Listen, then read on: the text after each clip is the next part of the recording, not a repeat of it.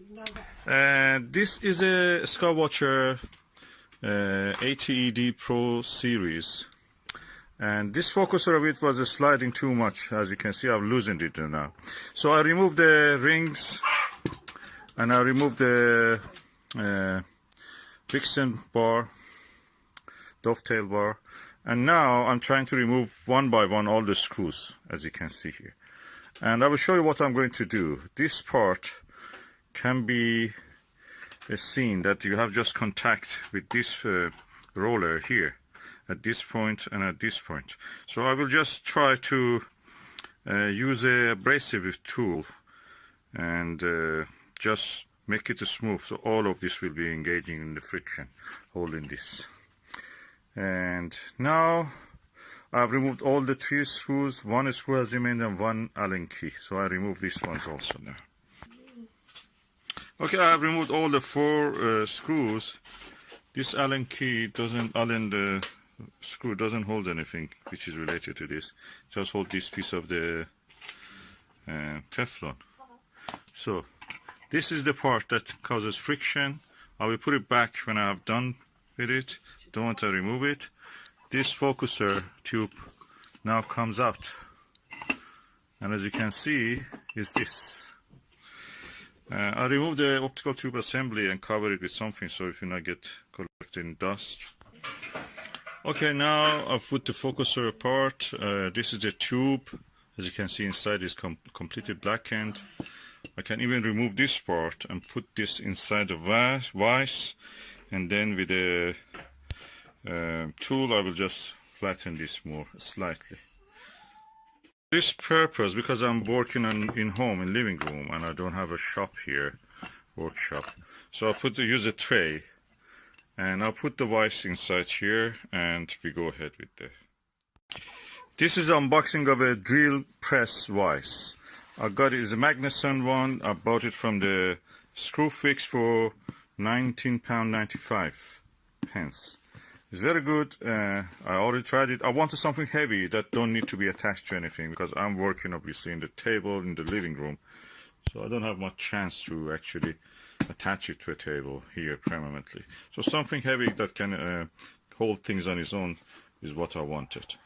The weight of it is, if I can find here, is made in China. The weight of it is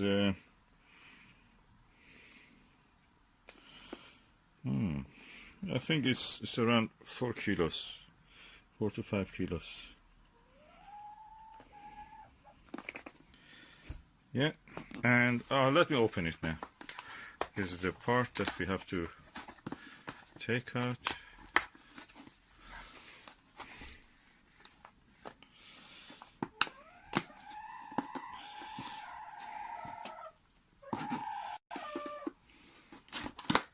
Okay, and as you can see, this is a quite heavy object.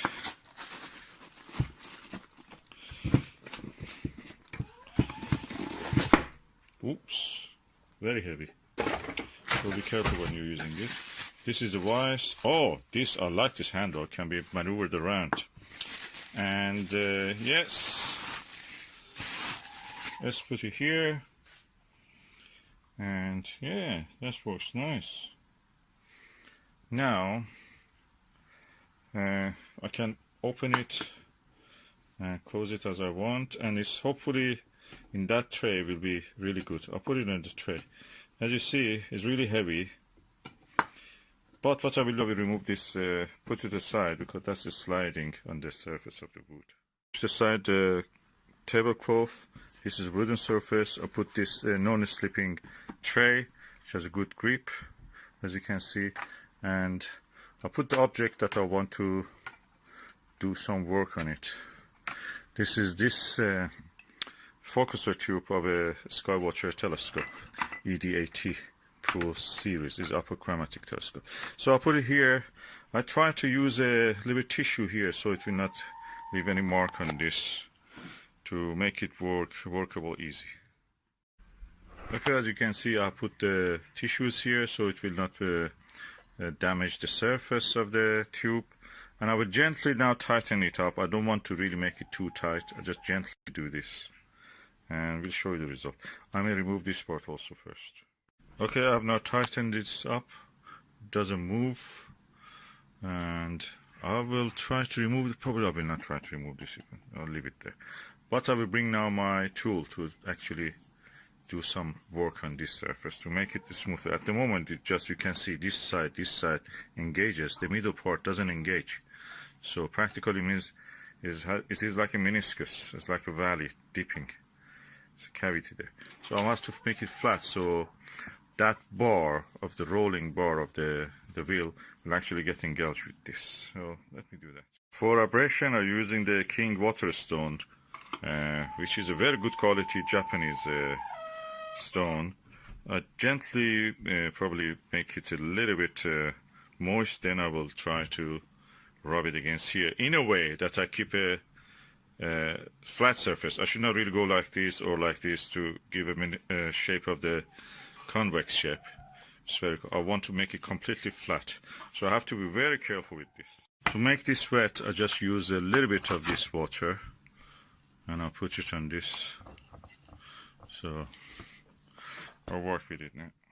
Okay, as you can see here, I'm using this side of the thing, this waterstone, because it's rougher, and the edge of this flat area is gradually expanding toward the center. So when they're reaching the center, that means it is done. So I move it all the way here, and that way I will have a good surface for grip of the wheel of the focuser. I will continue until it is done. Okay, when you are doing this, you have to be very careful. The thickness of the area that you are doing will vary gradually as you move along the length. So this area is a little bit wider, abrasion was a little bit higher, and here sanding was a little bit smaller amount of the material is removed. It was ideal if I could have a mill and just mill this part, but I don't have, or any other tool like planer. But with this one I can do it. I have to just be watching that I get a uniform line. This line has a different thickness here, these two lines, and I have to make sure that the middle part is equal in all things. And for that I have to make sure this is wet first of all, and this surface is wet. I just drop with my finger, I put a few drops here, and I'll try to hold this with one hand and make sure that my waterstone is always horizontal to this surface. So uniformly I will remove the material from this, and it's not much. I can just do it gradually. Okay, I think I have now a good grip surface for the, I don't want to continue to the middle, and that is a risk I'm not going to take for non-uniformity. This middle part has got a little bit more abrasion because when I'm using this tool, this waterstone, from this side the middle part gets also some abrasion, from this side also gets some material removed.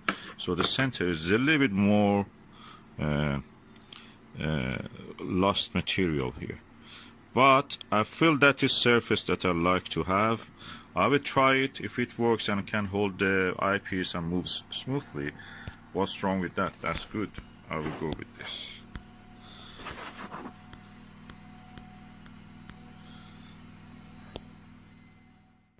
Now I have removed the focuser from the vise, and I'm going to put this aside and assemble the focuser system again. Okay, before that I make sure that it's clean. I use a kitchen towel or any tissue or any rag that you have, a little bit wet, and just wipe this up. So make sure that it's clean. As you can see, I put the tablecloth back. This is my focuser wheel. This is my adjusting holder of this focuser wheel. If we go like this, and these are the screws that I will use, and this is the rest of the attachments. I will attach them first, this one and then that one there.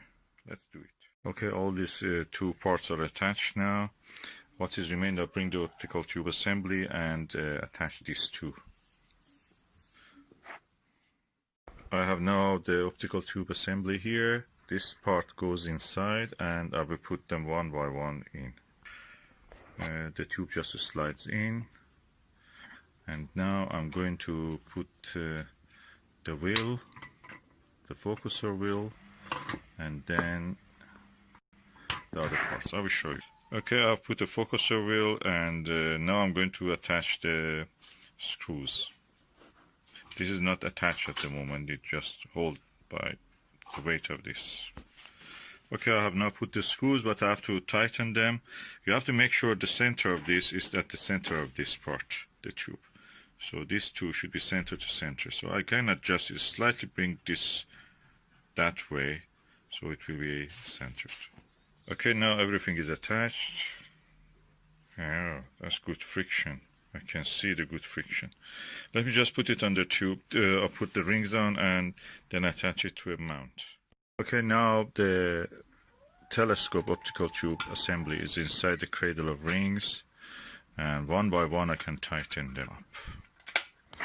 I will go ahead and do this. Okay, now I've tightened the rings, and now I will bring the mount. It's a Dobsonian mount for the Skywatcher Heritage Virtuoso. I've installed the mount, the optical tube assembly with the wicks and dovetail, and everything else is installed.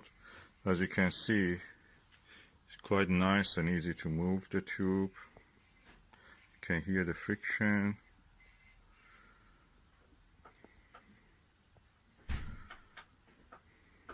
In the past, and I can show you, in the past it was easy to move it by this. Now you cannot move it.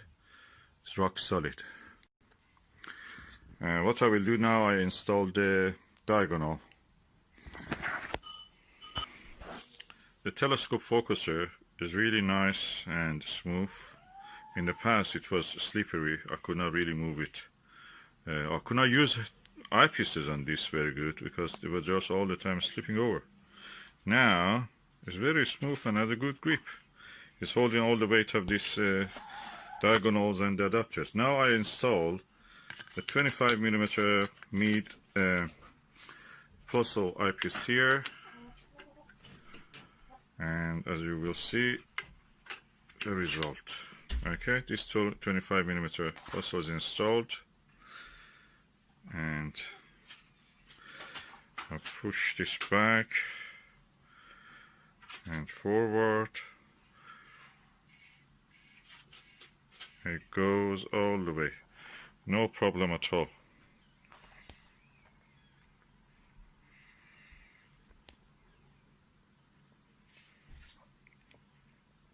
Of course, the length of this is now increased, so the balance is now gone off balance.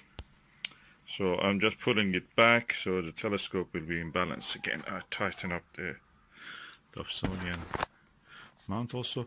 Let's look at something now just for the end, good end. The foot at one of these trees, and we look at the eyepiece now through the Meade eyepiece.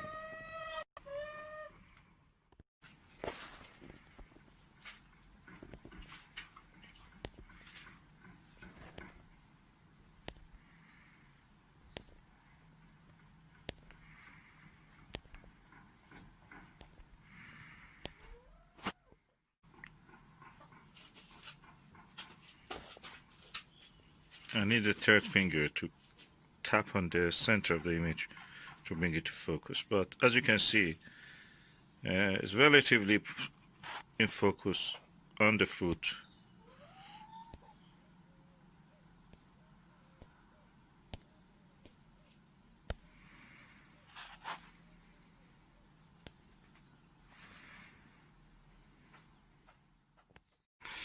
I must say it really stays in the focus when I'm watching with the normal eye. This holding the camera is a little bit dodgy, so it's not easy as it looks. Try it, you will see what I mean. But anyway, you saw something, and image quality is very good. Focus stays in focus.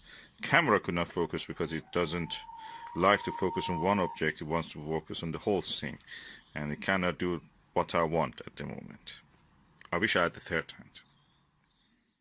I'm going to use now one of my relatively heavier eyepieces. This is a APM HDC 13mm 100 degrees eyepiece. It's a 2-inch one at this with this adapter that it has. So I have to remove this 2-inch adapter to one and put the eyepiece here. At the moment it's holding really well. Okay, now we have a good focus. Let me try. Can I move it smoothly? Oh, it does move without any problem. The focusing wheel really works. Look at this. Oh, in the past I couldn't really do this. Look, it works. So the remedy that I did is working. So let's just go and see through this one. Let's look through this eyepiece.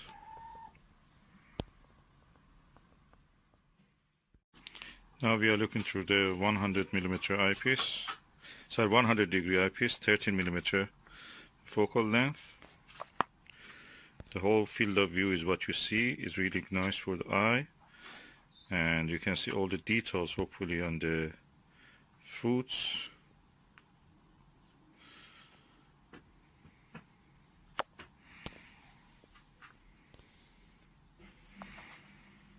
The shaking that you were seeing is because of my hand probably, or my heartbeat actually. I'm alive, thanks God. So I have a heartbeat. Let me try to move the focus a little bit.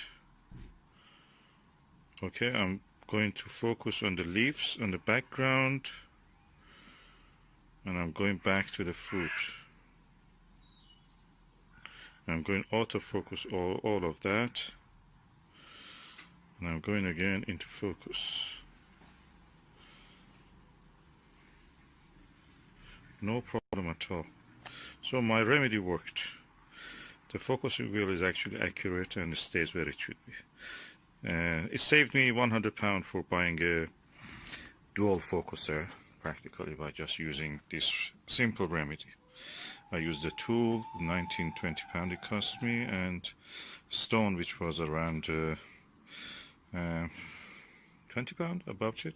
But £40 saved me £60. I can use those tools for any other thing I want.